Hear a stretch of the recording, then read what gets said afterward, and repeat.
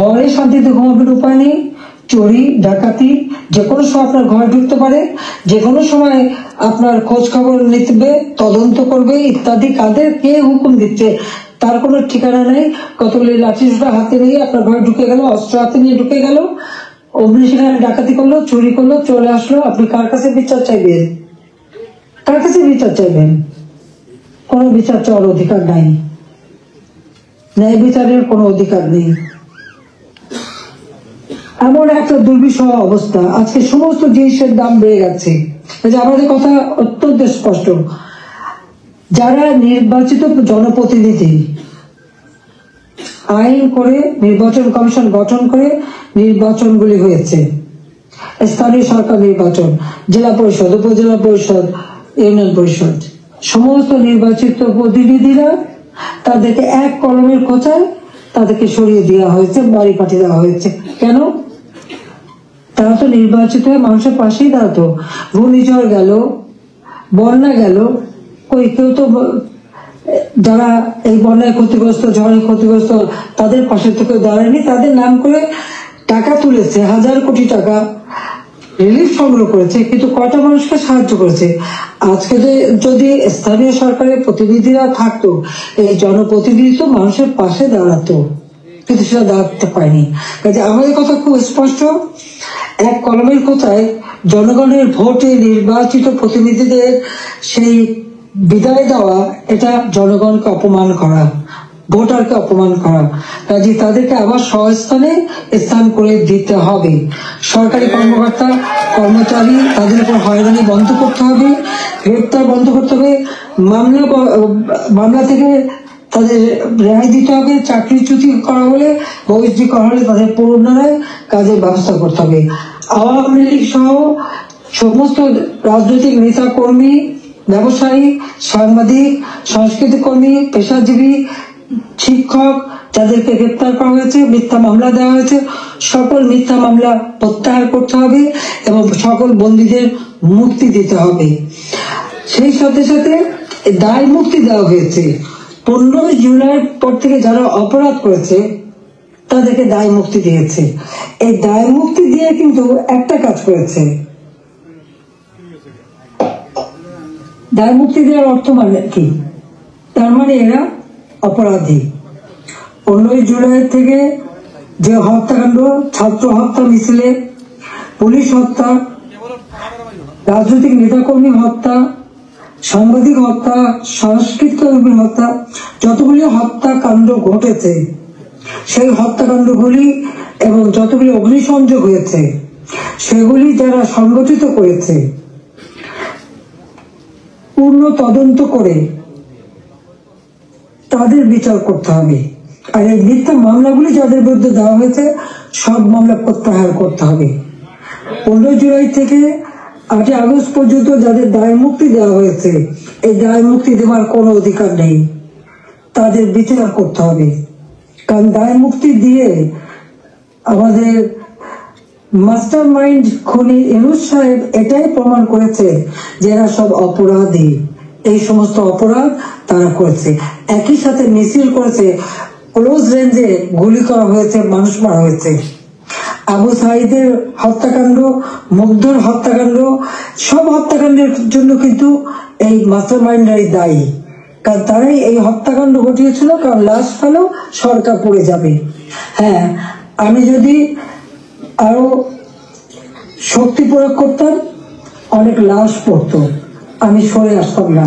কিন্তু আমি তো লাশের উপরে লাশ ফেলতে চাইনি, আমি তো চাইনি মানুষ আরো জীবন দিক। কারণ আমি তো স্পষ্ট দেখতে পাচ্ছি তো পরিকল্পিতভাবে হত্যা হচ্ছে, পুলিশকে খামাখা দোষারোপ দিচ্ছে, পুলিশকে তো রাবার বুলেট ব্যবহার করেছে এবং যখন পুলিশকে মেরে ঝুলানো হয়েছে তখন তারা তাদের জীবন বাঁচাতে চেষ্টা করেছে। এটা কিন্তু একটা ইউনিভার্সাল সিস্টেম, এটা বিশ্বব্যাপী আছে, তাদেরও আত্মরক্ষার সুযোগ আছে। কিন্তু যারা এইভাবে পিটিয়ে পিটিয়ে হত্যা করলো, যারা আগুন জ্বালিয়ে দিয়ে পুড়িয়ে হত্যা করলো, তাদের বিচার কেন হবে না? যারা ঘরে ঘরে যে লুটপাট করলো, আগুন দিল, এমপি হোস্টেল, সংসদ ভবন, সেগুলি যারা ভাঙচুর করেছে, প্রত্যেকটা এমপির হোস্টেলের রুম তারা লুটপাট করেছে, তালা ভেঙে ভেঙে। প্রথমে চুরি করেছে, লুটপাট করেছে ছাত্র নামদারি, তারপরে সেখান থেকে পরে পুলিশে দিয়েছে। প্রত্যেকটা বাড়ি বাড়ি যে হামলা, লুটপাট। আমাদের তো কিছুই নেই। গণভবন লুটপাট, আমি তো গণভবন ছেড়ে দিয়ে আসছি। আমরা দেখলাম ইউনূস সাহেব নিজেই তার সমন্বয়কদের নিয়ে চলে গেছেন গণভবনে, কাজে লুটপাটের কিছু ভাগ বটরা নেওয়ার জন্য। সেখানে উনিও সেই লুটপাট করেছেন। কাজে লুটেরা এখন দেশ লুট করছে। শেয়ার মার্কেটে লক্ষ কোটি টাকা পাচার হয়ে গেল। কোথায় গেল ওই টাকা? ব্যাংকগুলি এক এক করে সব বসে যাচ্ছে। কেন? অর্থনীতিকে এভাবে কেন ধ্বংস করলো? যেখানে মাথা পিছু আয় আমরা বাড়িয়েছিলাম, আমরা আজকে আন্তর্জাতিকভাবে স্বীকৃত, বাংলাদেশ উন্নত হচ্ছে, 35তম অর্থনীতির দেশ আমাদের লক্ষ্য ছিল। আমরা প্রকৃতপক্ষে 25তম আমরা করে ফেলেছিলাম। আমরা আরো উন্নত করতাম। 26 সালের মধ্যে বাংলাদেশ আরো এগিয়ে যেত। 41 সালের মধ্যে বাংলাদেশকে আমরা একটা আধুনিক স্মার্ট বাংলাদেশ গড়ে তুলব, সেই লক্ষ্য নিয়ে আমরা কাজ করছিলাম।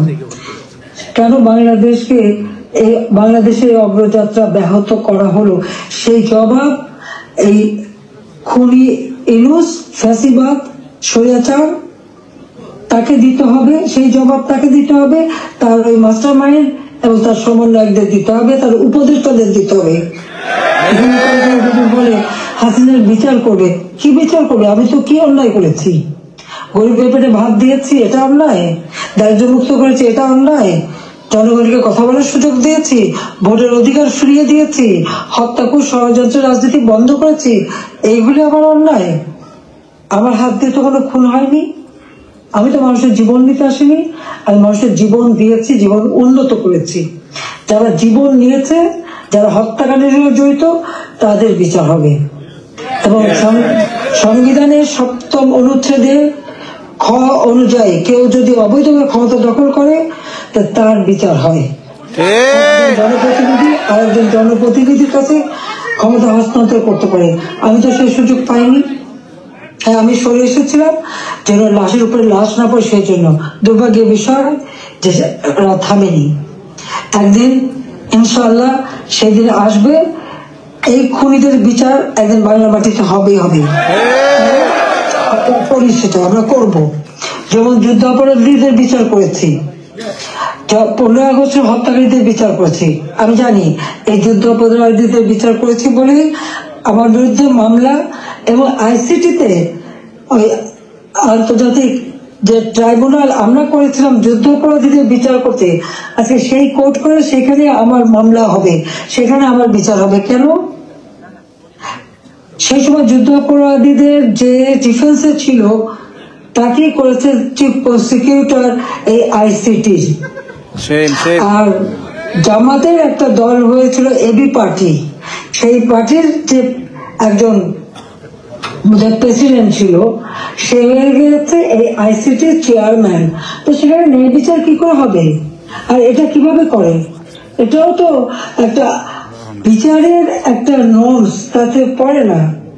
কিন্তু গায়ের জোরে সব করবে তারা, কারণ তাদের হাতে অস্ত্র আছে, লাঠি আছে, পেট্রোল বাহিনী আছে, সন্ত্রাস বাহিনী আছে। সেটা দিয়ে তারা এই বিচার করতে চায়, এটাই তারা করবে, এটাই তাদের লক্ষ্য। যাক, আমি অনেক সময় নিলাম, আপনারা ধৈর্য ধরে আমার বক্তব্য শুনেছেন, আমি আপনাদেরকে আন্তরিক ধন্যবাদ জানাই। ইনশাআল্লাহ এই বিজয়ের মাস আমাদের, এই অন্ধকার কেটে যাবে, নতুন সূর্য উদিত হবে, বাংলাদেশ আবার উন্নয়নের পথে এগিয়ে যাবে। এই ফ্যাসিস্ট খুনি পরিকল্পিতভাবে যে আমাদের দেশকে ধ্বংস করছে, এই খুনি ইউনূস এবং তার যে চালাচামুন্ডা সন্ত্রাস বাহিনী, তার উপদেষ্টা, তার সমন্বয়ক, ইনশাআল্লাহ বাংলাদেশের জনগণই তাদের বিচার করবে, সে বিচার হবে। এটা অবশ্যই হবে, আমি বলতে পারি, কারণ আমরা ন্যায়ের পথে আছি, সত্যের পথে আছি। আমি জনগণের কল্যাণে কাজ করি।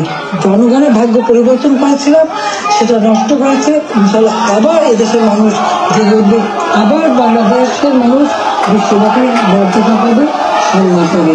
সবার কারণে আমি ধন্যবাদ জানাই, আবারও ধন্যবাদ জানাই আমাদের প্রবাসীদের, আমাদের অর্থনীতিতে আপনাদের অনেক অবদান। আমাদের দেশের অগ্রযাত্রা, দেশের প্রতিটি অঞ্চলে প্রবাসীদের অবদান রয়েছে। সেজন্য সকলকে আমি আন্তরিক ধন্যবাদ জানাই, কৃতজ্ঞতা জানাই। সকলে ঐক্যবদ্ধ হন, এই ফ্যাসিস্ট স্বৈরাচার ইউনিট সরকারের হাত থেকে দেশ যেন মুক্ত হয়, দেশের মানুষ যেন আবার তাদের সুষ্ঠু জীবন ফিরে পায়, সেই কামনা করে জাতির পিতার স্বপ্নে সোনার বাংলা ইনশাআল্লাহ আমরা গড়ে তুলব, সেই প্রত্যয় ব্যক্ত করে আমার বক্তব্য শেষ করছি। খোদা হাফেজ।